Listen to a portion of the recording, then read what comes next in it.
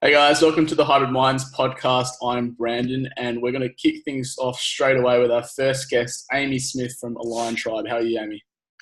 Hey Brandon, how you doing? I'm well, thank you. Thanks for having me. That's all right. Thanks for being our first guest. So we'll jump straight into it. I guess we'll just start off with tell us the brief history of you and how you got to where you are today. Yeah, I guess so. My background is in human resources and executive recruitment. For the past several years, been working across Australia, UK, and Canada in those types of roles. And so that also, really exposed me, I guess, to the people side of organisations, recruitment strategy, all that fun stuff, dealing with people and culture at work. Mm-hmm. And from there, I, was always kind of entrepreneurial. Started my own business when I was 12. It was my sort of break into the entrepreneurial space. Mm-hmm. And so from there, I kind of always had in the back of my mind that I wanted to start my own thing. Hadn't really sort of had anything jump out at me at that point. It wasn't until I really started working executive coaching space. So was working as an executive recruiter, recruiting ex-CEOs and helping them build up their executive coaching businesses. And, people started coming to me for career advice and other things just because I was sort of, I guess, wrapped up in that world. And that's where Align Tribe sort of came from, was because, I could really see that there was a lot of help, I guess, around careers and leadership things for people that had reached that CEO level. But there was a lot of really ambitious millennials, particularly that were sort of almost at that level, but couldn't really break through and couldn't really get taken seriously in the workforce. Started working with those people and, created Align Tribe from there. So tell us a bit more about, I think we'll circle back to your first, I was reading your biography that you emailed me, your first business when you were, did you say 12? Yeah. Tell us more about that. So I was a pretty ambitious kid, as you can probably tell, and I guess most kids weren't thinking about business at that stage. But I guess I had a family where it was kind of whatever you want to do, just go and do it, and they were really supportive of me. Yeah. And started actually because just getting a little creative, and it came as an idea, a bunch of my friends, and started making these bags out of like hand-me-down jeans and different material that was sort of donated to me from family members. Yeah. Started doing that just as a bit of a sewing experiment when you're young, and ended up doing really well in terms of the bags were quite popular. I used to sell them, down at markets.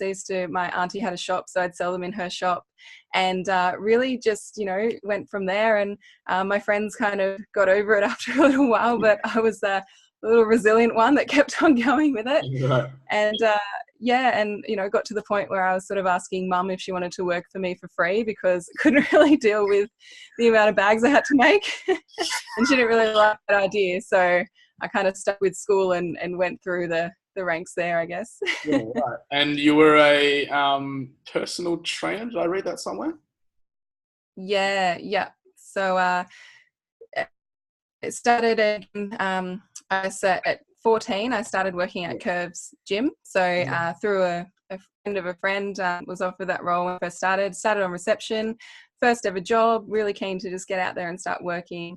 And then from there I started, getting qualified as a trainer. So I think at the time I was one of the youngest to get qualified in New South Wales. And was jumping on the circuit and training women when I was 15 up until uni at around sort of 19, 20. Right. So coming to more present period, do you think all of that in the past was kind of what drove you to, I suppose, start Align Tribe? Was something like you were a really young entrepreneur and then trying to build that and then help people that would be in a similar situation to what you were once in? Is that kind of the core sort of vision with Align Tribe? Yeah, I think it was more so, Align Tribe is really helping younger people really take control of their careers and really taking ownership of their careers to create their version of career success as well. So not so much, following the traditional path sense for some people that might, be totally different. It's about what's real for them, being able to pursue that. And I guess, for me, I don't know, I was just that high achiever. I had that ambition pretty young. I didn't think it was anything special. I still don't think it's anything special, but it's just that resilience to just keep going, never give up in terms of, I guess, some of those entrepreneurial traits that I had, and just, I guess, going for it and not really worrying about my age, because I never really got told, you're too young to do this, because I had people around me that were like, go for it. Why not? Do what you want to do. Do you find that that's a common problem with a lot of under 25-year-olds or under 22-year-olds, where their parents are expecting one thing? It sounds like you came from a lucky family where it's just like, just do whatever you want, just be successful at it. Do you find that's a common issue with a lot of younger people? Hugely, yeah. There's a ton of pressure. I guess from we're looking at, if we speak around sort of millennial generation, you've got the baby boomers are typically our parents, right? And they grew up in a different time where uni is the be all and end all, really. And it was just put on this massive pedestal about that's the only way to go and to be successful and to be loyal to a company and work your way up for 20 years or 40 years until retirement. And then you've got us millennials who have a completely different experience around our careers.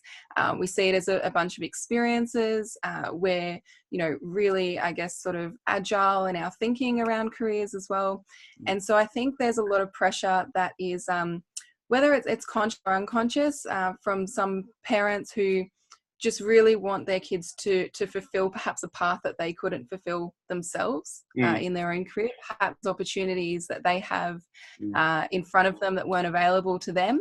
And so, it becomes really important for them for them to succeed in that and really pursue that path, even though it just might be completely different to, what that young person has in mind for where they want to be. Yeah, no, that really resonates with me, because I was like, I'm an only child. I'm the only child in the family on both sides, mum and dad, to like go to university and then finished. And because I did like information technology, like a double degree, and then I did event management, and then during all that I was DJing, and then I dropped out of uni to just do like nightlife stuff. And it's like, oh, when are you going to get a real job? I'm like, well, just let me do this thing for a while. And then it ended up being like a full-time income, this, that, and the other. I still remember when I would have been 17. It wasn't even my parents that said this to me. I was just like shopping, like going about my day. And I bumped into the mum of one of my friends from high school. And she was like, catching up, like, what are you doing now?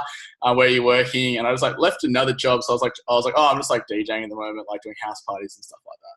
And she's like, and she was just like, oh, you can't like do that as a real job. And I didn't say anything to her, but in my mind, I'm like, fuck you. And then rude. Yes, I can. And then I was just like, oh, well, I'll probably just do it for a while. And like, it's been 5 years and I'm still doing it. And like, but I'm doing stuff on top of that as well. But I think there's maybe it's just like a generational gap where they, still stuck in, you've got to finish school and then go to university and then get a job with your degree.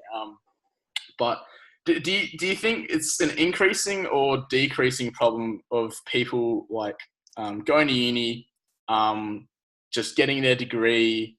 They may or may not, like commerce, for example, is like a typical like, oh, I don't know what I'm going to do. I'm just going to do commerce. They get a degree that they may or may not be interested in, and then struggle to find a job with that actual degree. Do you think that's increasing, or decreasing, or is it staying the same? That kind of issue? I think it's still very present, and I think we're seeing the results of it now where perhaps people have studied a degree and at the time they thought, look, it's just something that interests me or I'm passionate about it because I'm doing it to try and figure out what I want to do, right? So they're amounting a huge amount of HECS debt while they actually figure out what it is they want to do. And then the result of that is even sometimes when you find a job in your field of what you studied, and then you're working for 4 years perhaps in that role, and only to realize that it's really not what you thought it was going to be, or it's not fulfilling you, or there's just something else that's missing for you, and you feel completely stuck and you feel completely lost. And there's a part of you that holds on. I think for a lot of people hold on to that because they've invested so much time in their degree. They're like, I don't want to waste my degree. I've dedicated all this money, all this time to choose this path. Only when they realize it's not the right one, there's this massive inertia around wanting to change, because there's, I think, a fear of judgment around what people will think about them if they change. They'll feel like they're perhaps taking a step backwards from what they've worked towards. All of these things can come up.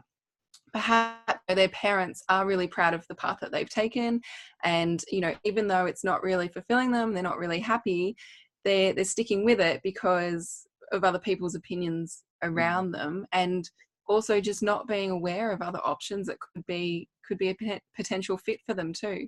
Yeah, right. So I think it's only going to increase, with even the new generation. You think kids in primary school and high school now, the amount of information and choice that they have around their careers is just phenomenal. Yeah, no, I definitely agree with that. I mean, I was lucky to kind of realize, I was like, because basically I was like good at like IT and stuff in high school, and I was like, okay, well, that's the degree you're going to do. And then after like a year or two, I was kind of noticing, I'm like, and no offense to IT guys, because we've got a IT guy, Michael. I was just in these like classes, and I'm like, I don't want to work with you guys for the rest of my life. and what we were learning was just like not clicking with me anymore. I'm like, but mum was always giving you these bad examples of like, people she knows that kept changing degrees, so maybe you shouldn't do that. Okay, maybe I'll just change from a double degree to a single degree. I'm like, okay, we'll test the waters of that, see if that's cool. It's like, I don't even like this single degree anymore. We'll just do event management. I'm like, okay, it's like a complete shift. And then I literally remember the last ever class I went to. It was event management. Was one of the generic unit names. The person had no idea what they were talking about. And it was meant to be a group assignment. So I was meant to present something about something with 3 other people. But I didn't have a group because I didn't go to any of the classes. So I did the whole thing by myself. So I did the whole presentation by myself. Wasn't an issue. I did it on like nightclubs in Perth and things like that. And I had like real statistics from real venues. And the tutor obviously didn't like me because I hadn't gone to any classes. And she kept asking me questions to try and subvert or like unpackage all my statements and stuff like that.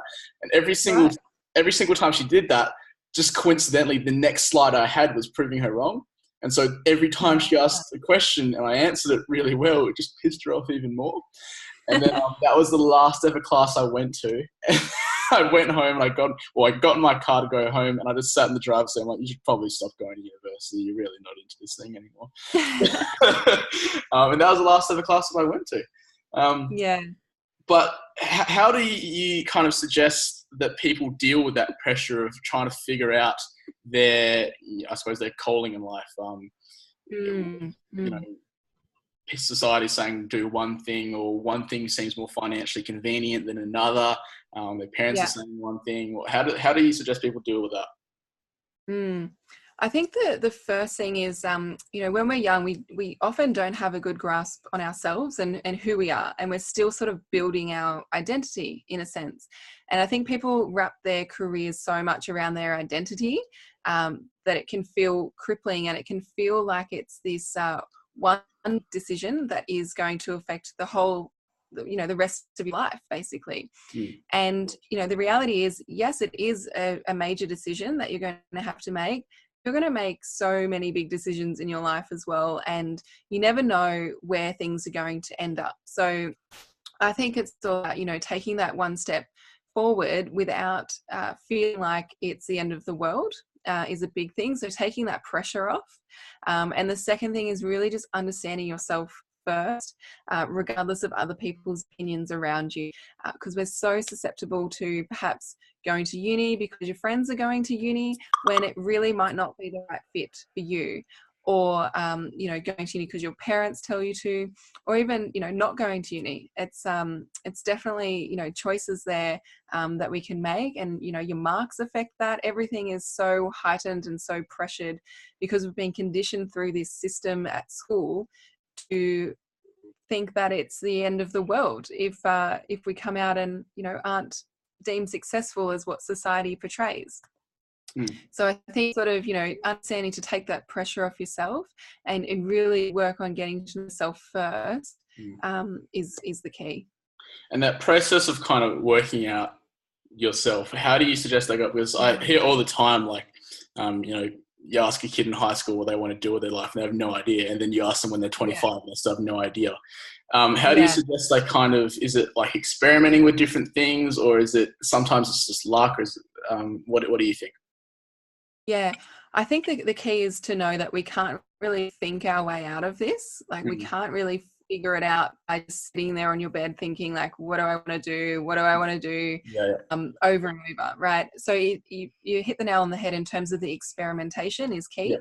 And the advantages of doing that while you're young is great, because you kind of want to I guess when you're thinking about it, like, you know, as a business owner, if you're looking to market a product, you're constantly testing and measuring what's working, what's not working, and you sort of change directions according to the feedback that you're getting. And so being able to experiment, and there's a bit of a fear factor involved there, because a lot of people, you know, we don't want to go outside of our comfort zones naturally. It's being brave to experiment and really start to like do a bit of self-reflection on, okay, maybe, you know, I went and worked in a shop today. What did I like about that? What did I not like about that? Did I feel like I was in flow? Did it feel natural to me? Or was a constant struggle all day, even to just speak to one customer? Like, how was that experience? And so if you're able to try things and do some self-reflection, and start to point yourself in where feels natural for you first, that's when you start to feel a little bit comfortable being uncomfortable, to continue to grow in that area. So I think experimentation is key. Yeah, I definitely agree, because I can't think of how many different jobs I wanted to be when I was a kid. And it all changes. Like up until I was 14, I just wanted to be in the army. That was just my thing. Like I was like an army cadet as soon as I was like the minimum age of 12 and a half years old. And then I was like, oh, you're going to be an IT guy. And then I was like, okay, that's kind of lame. And then got a taste of like DJing like birthday parties, and then got into like nightclubs, and then started doing like marketing for clubs and things like that. And then just got like super in depth with just all things digital marketing. And then it kind of clicked with me. I was like, oh, okay, this is what I actually really, really like. You know, you're an attention seeking guy. Marketing seems like the next logical step. And yeah, so going from like, have you ever had, I mean, obviously you have a aligned tribe now. Did you ever have this same or similar issue like coming out of high school and, you know, trying to find a job that you like? What was that kind of process for you? Yeah, well, you even mentioned it earlier where you're like, go to and do commerce to figure out what you wanted to do, because that's exactly what I did, right? I, you know, after doing the business for a little bit, like that wasn't, you know, it was kind of like a fun hobby for me at the time. I didn't even really take it that seriously because I didn't really think it was going to do well. And then, you know, I got into the personal training side. And so I was really into fitness, and I was going to do exercise science. I was going to look at doing physio. Like that was the direction that I was heading. And then, you know, but I also sort of recognized through school, I think sort of listening and learning from the subjects that you really gravitate towards at school is probably your first indication of where you naturally lean towards. And so business kind of was my thing a bit at school, and I always sort of did well there. So, you know, I was like, you know, commerce, let's do that, because it was so broad at the time. It still is quite broad, where I just thought that will give me the way to experiment with different subjects again, and can kind of just pick my lane and go from there. And so I, you know, ticked all the boxes, did all the right things in terms of, you know, school, and did that. I think the whole way through, I was still kind of trying to look at the end result to see, you know, where I was going to get to. So I had the end in mind when I was doing that. And I think sometimes people can jump into things because it's an interest area for them without really thinking like practically. Like I'm a pretty practical person. So I wanted to know that whichever direction I took, there was going to be jobs available for me out there after uni, depending on which way I went. So that was sort of my experience and my thought process. Yeah, right. Well, that's exactly what I mean. Well, I never, like I said, never finished uni, but that was like a big experimentation for me because I'm like, oh, this is kind of cool. And then there was really clear subjects where I'm like, you can't do anything to deal with that. Like accounting 100, I did twice. I haven't passed it once. So that's why I was like, thank goodness. yeah, I'm not the bookkeeper in our company. Dan is in past. Me neither. Yeah. I literally remember sitting in like the lecture, and they had like 3-hour workshops, and I'd sit down and just zone out after 5 minutes. I'm like, you're not going to pass this thing. There's no way it's going to happen. I had this conversation with a few people sometimes about the idea of, and I don't know if you've talked about it before, technician versus, there's different words for like entrepreneur or producer. I typically use the words technician and producer. So I typically split people into two categories. Someone's either really good at being a technician, really good at being told processes to do and execute, or they're a producer or an entrepreneur. They're the person that thinks up, oh, so we're going to do this. That means we need to do this, this, this, and this, and allocate it to the technician. Do you think there's a way that you can tell, like if a person doesn't know, like, oh, is entrepreneurship for me? Do you think there's a way that they can tell or maybe like test themselves some key signs so they can figure out whether they're a entrepreneur / producer or a technician? Yeah. Well, it's interesting because, even for me, I don't consider myself to be very entrepreneurial in my thinking, even though I've done some things that have seemed quite entrepreneurial. Like I'm a pretty process-driven person, so I like things mapped out. I'm not that partial to risk. I kind of have to think things through. I do take risks. They're calculated. And so, there are entrepreneurs out there that just, are able to handle things on the fly and off you go. For me, I think a key indicator is like the amount of information you need in order to make a decision.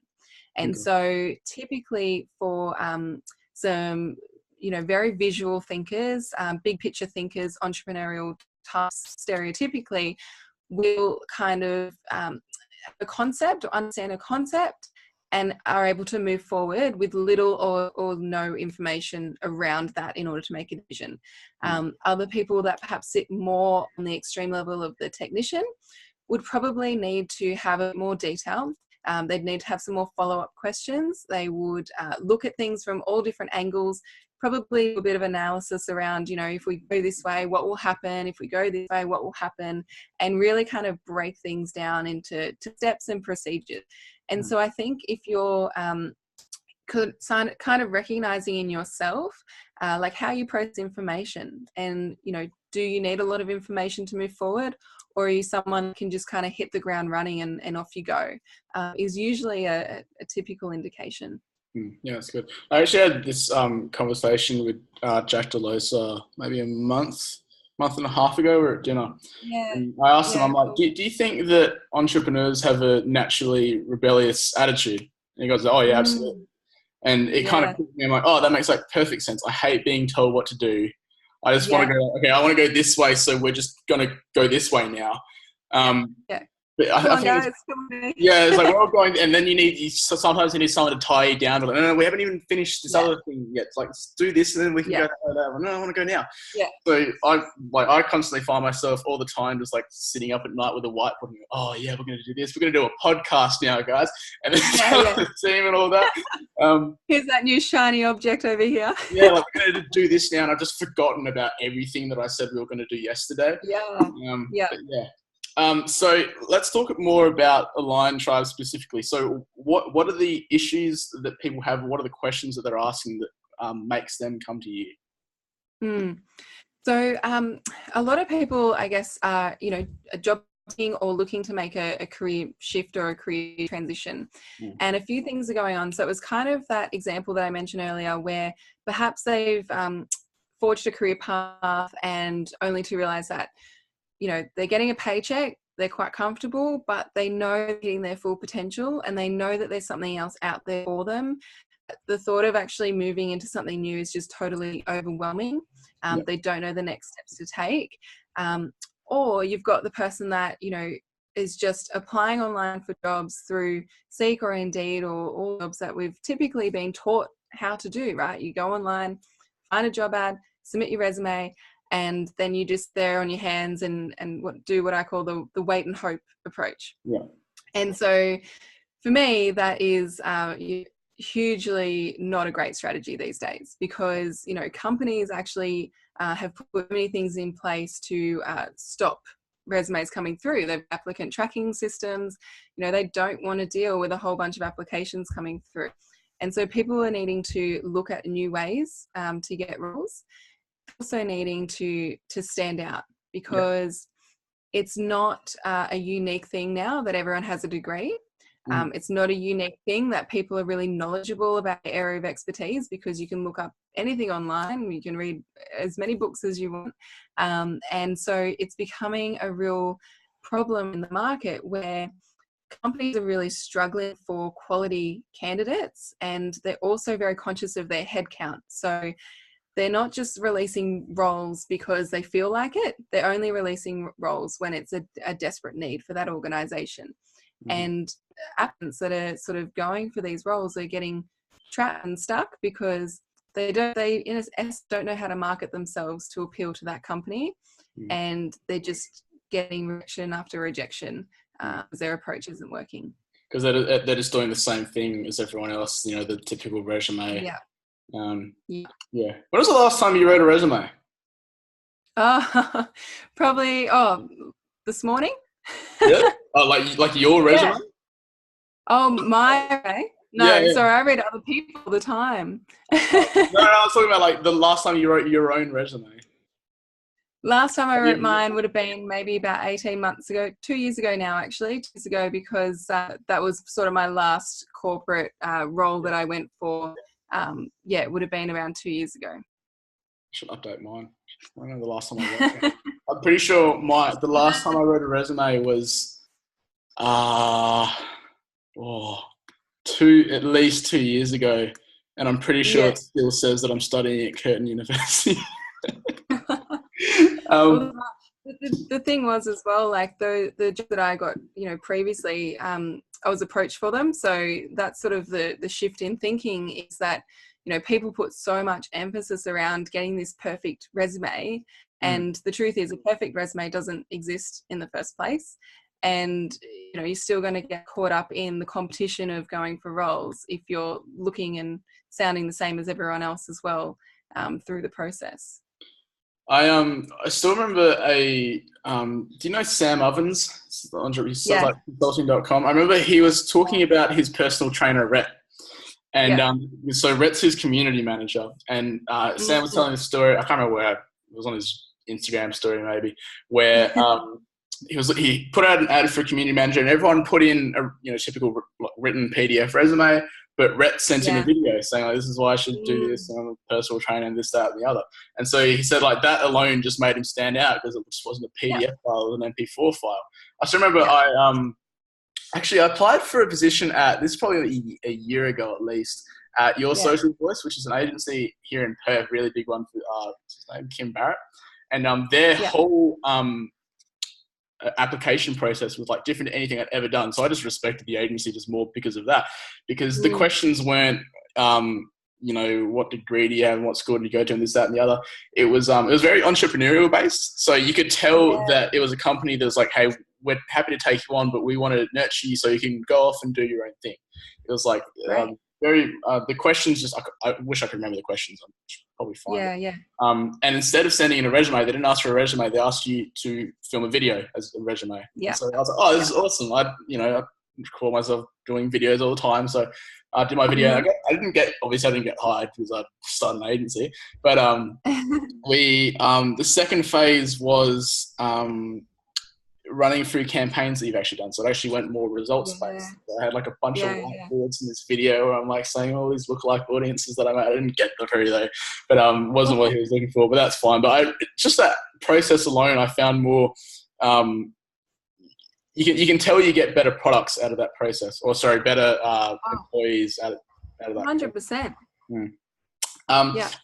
So what do you think is the future of human resources and employment and the job application process and the job searching process? Do you see any future trends, shifts, or dramatic changes in that area?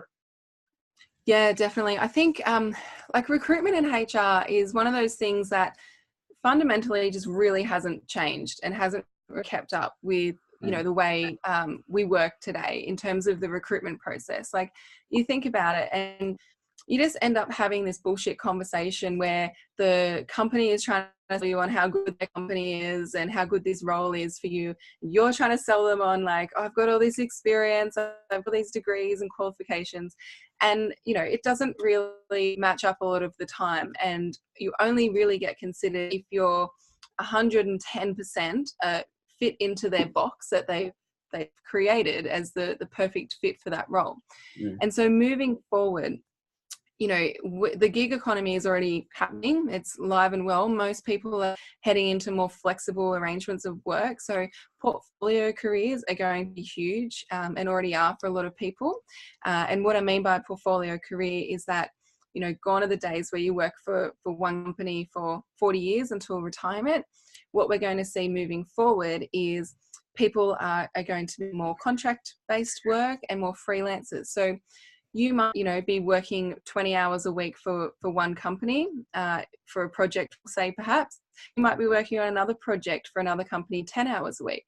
And so you have, in a sense, you know, becoming a little bit more entrepreneurial, even as an employee.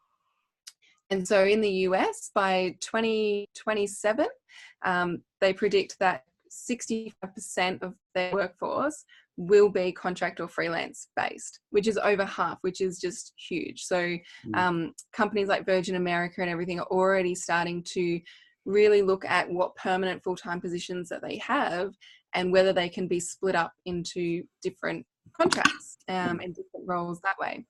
And so for the employee and for people going for roles, you're going to have to get really, really good at selling your skills and marketing yourself and what you bring to that company, as you would if you were an entrepreneur or you were a contractor or a consultant going into that organization. And so that's the biggest shift that I can see happening.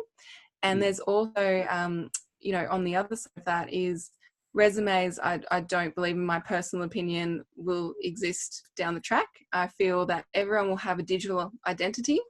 And everyone will have, you know, their personal branding, their essence, I guess, of who they are. Things like LinkedIn profiles, they're going to only get bigger in terms of the amount of information you'll have on a person. And so that is what you'll be judged on, and that is what is going to base your expertise and experience for companies to be able to find you and match you for roles. I think I like that trend. That, do you think that means that the application process is going to be more authentic?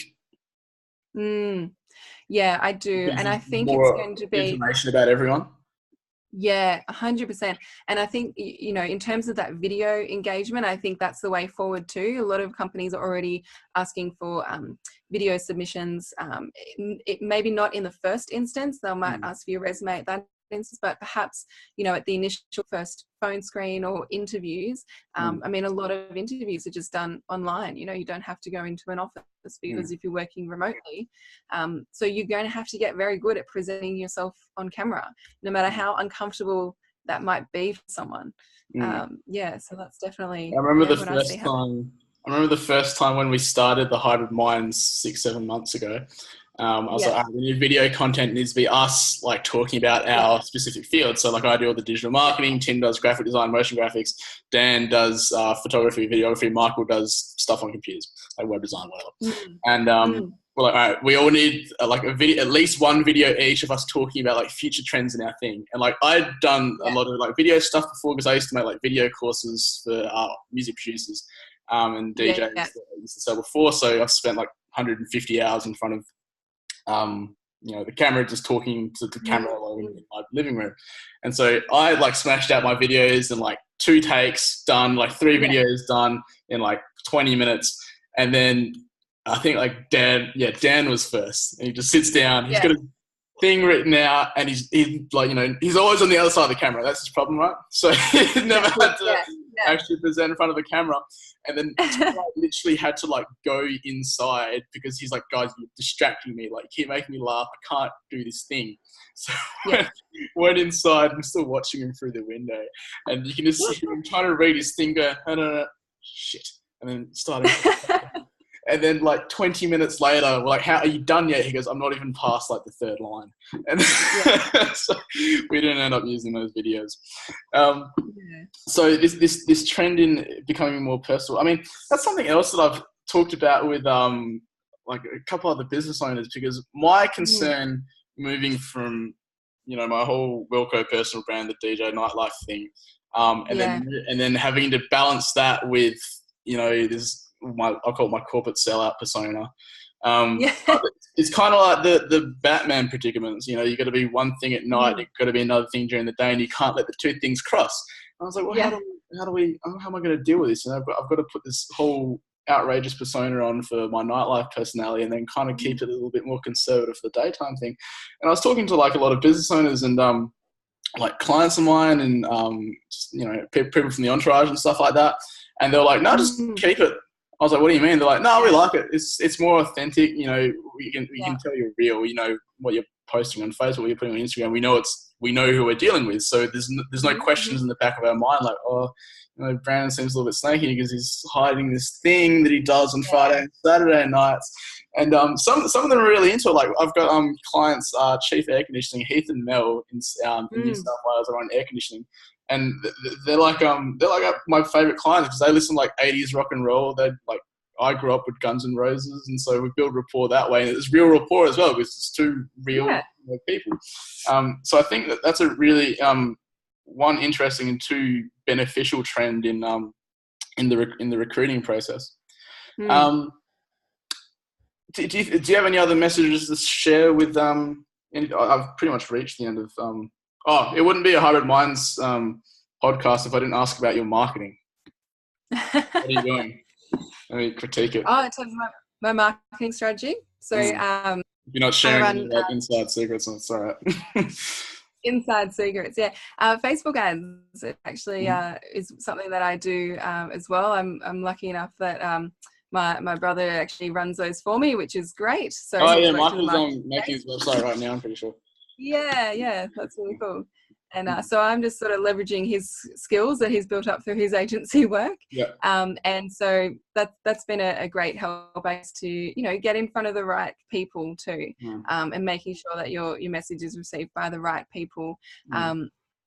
I've been starting to do some more speaking and some more workshops and things as well, which is a great way to engage with people and, you know, help build that know, trust factor too. So, and of course, you know, the social media in terms of, you know, just being consistent in putting out some great content and things that are going to resonate with people through LinkedIn is a big platform for me that I use, but also Facebook, Instagram, and a little bit on YouTube. I've kind of dabbled in YouTube, but can definitely grow some more there down the track as well.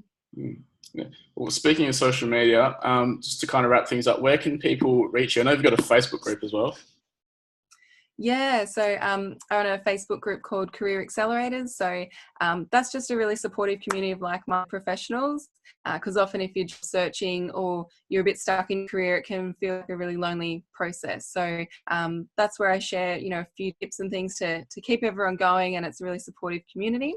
So if you search for Career Accelerators on Facebook groups, at Align Tribe is my handle for Instagram, Facebook, and you can also add me on LinkedIn under Amy Lauren Smith. That will come up.